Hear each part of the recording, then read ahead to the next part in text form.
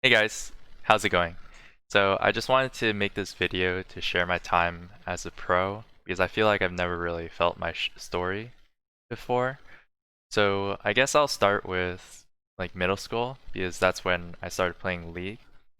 I always played League pretty much every day after school. I would just go to school. I was like the quiet kid in class, and basically I would go home, play League. And I got really high elo at 13. And then pretty much at the end of high school, I got scouted to play on Phoenix 1 because I got really high up in the rankings. And I had a blast on Phoenix 1. It was just so much fun playing with everybody, playing in California, going to Rift Rivals, traveling for the first time. And we did really well against the EU teams.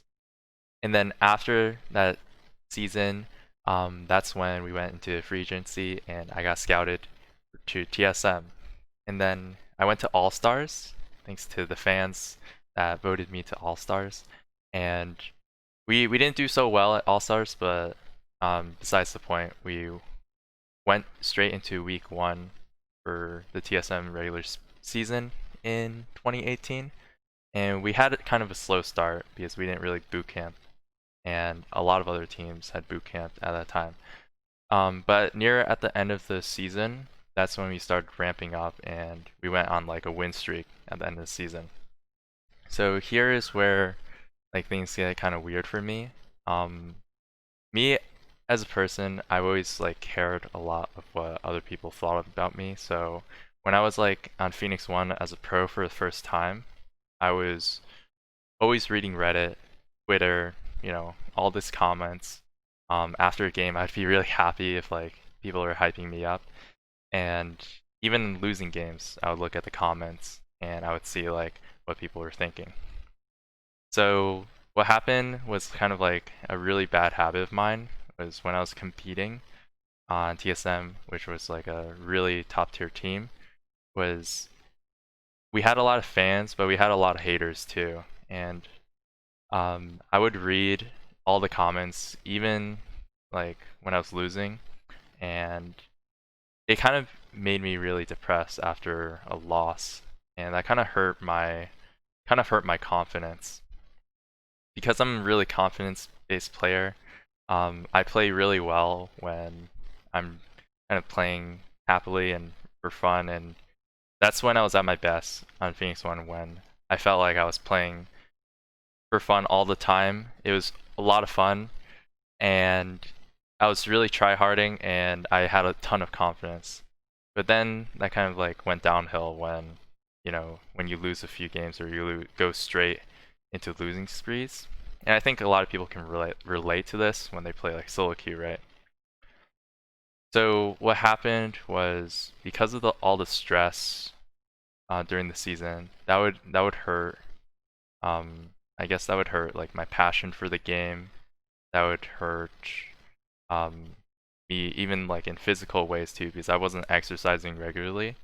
So I got a lot of headaches towards the end of the season. And I don't want to make it sound like it's an excuse for me playing like not as well, but I did feel that it was a big thing for me. That year was like learning how to maintain my mental and physical health for me. And I I'm kind of I'm kind of happy I went through that earlier in my like adulthood because now I'm a lot better at it. So what happened was like I had a lot of headaches throughout spring split and even on like match day for the game that we lost in the playoffs, I felt like I had a really bad headache after like midway through the best of five. So that's what happened for that spring split, and then afterwards, this is when like things get rough for me. Afterwards, I kind of got really depressed from spring split, and I locked myself in my room, kind of watching anime, Naruto, K dramas for like a whole month, and I felt like I lost a whole month's worth of like league practice and mechanics and kind of like competitiveness. For me, it was really hard to play the game because I was really stressed out from losing the best of five, and I got a lot of hate on Reddit for it.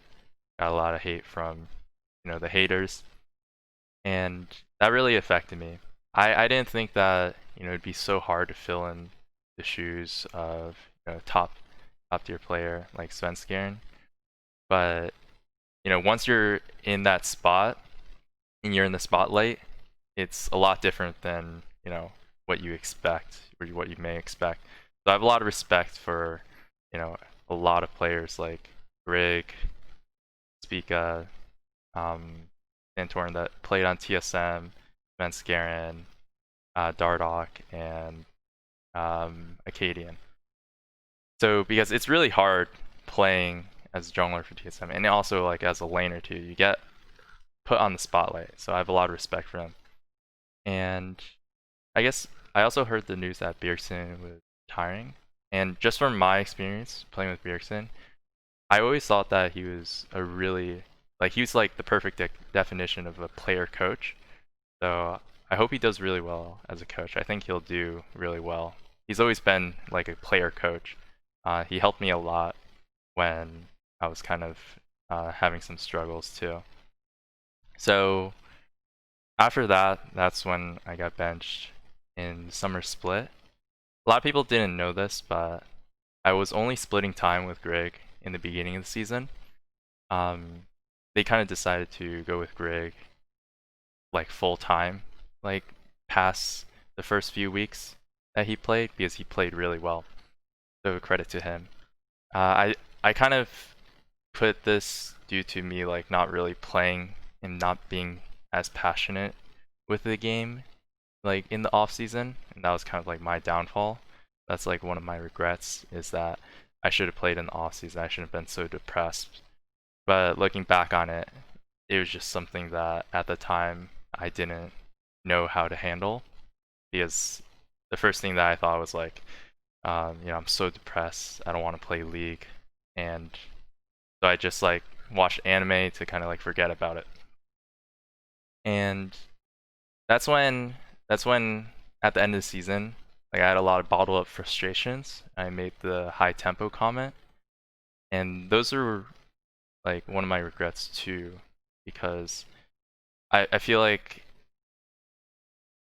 what I said was really negative because Grig was a really good player, and I think that he deserved the spot over me. So it was really negative, and it kind of haunts me to this day because sometimes like in normal games, some people would be like, "Lol, high tempo jungler," or Reddit comments would be like, "Lol, high tempo jungler."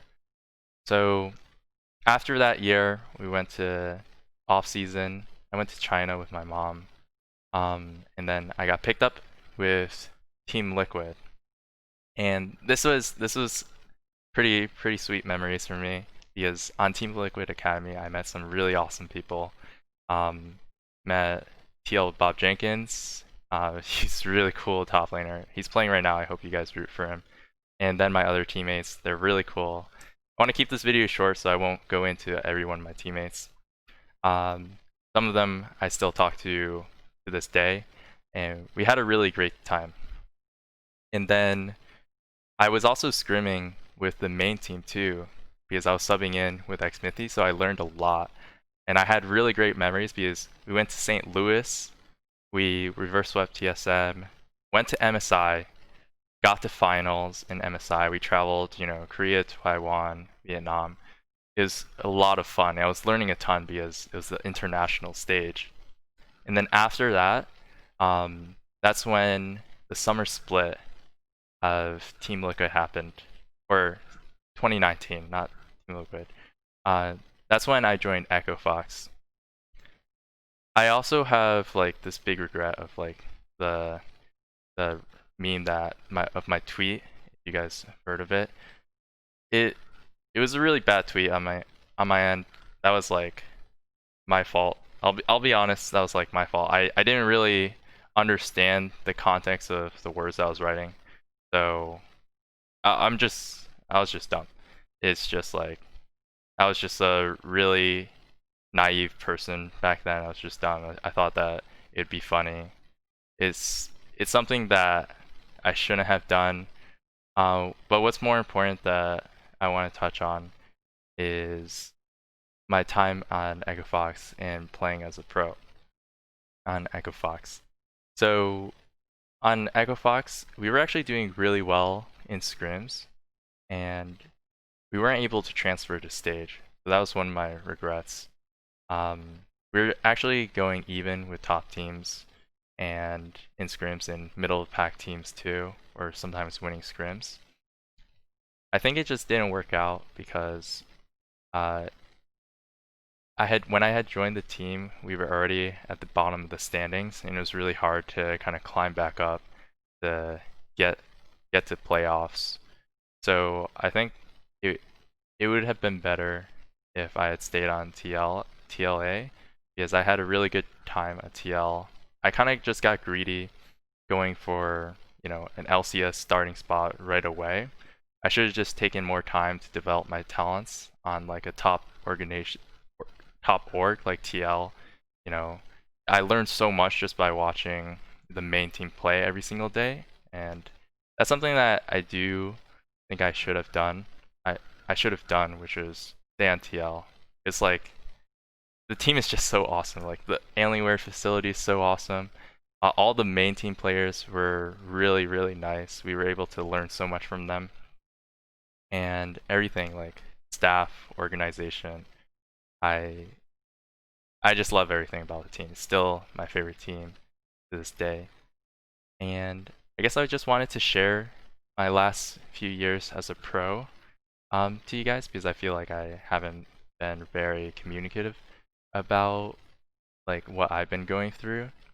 And in this last year, 2020, I started my own team, created a team to play in the amateur circuit. We played under a new, and we played with guys like Road Off Top, Fire, Ryu, Shoryu, Winter, Zig as our coach, and the Cameron as our analyst. And we did really well. We got first in the amateur circuit. We put in a lot of hours, and I hope they all find a team. So along the way, around like last month, I decided that I don't plan on going back to pro. I felt like the pro lifestyle isn't really for me, like being in the spotlight like that. I kind of want to play League more casually. I actually got to Challenger 64% win rate at the end of the season after taking a decent break, so I'm pretty happy about that. You guys can see in my Twitter post that I have like a 70% win rate with Lee Sin. And basically, I want to make more content for you guys on YouTube. You guys already seen my Italy and my Lee Sin guide. And I'll be going to college to study computer science. And I think I'll be going to UCI. We're trying to get into UCI right now and play under their collegiate team. So it's going to be a lot of fun. I'm excited for 2021. And thanks for watching this video. If you guys enjoyed the video, please subscribe, like, comment below, and check out the descriptions.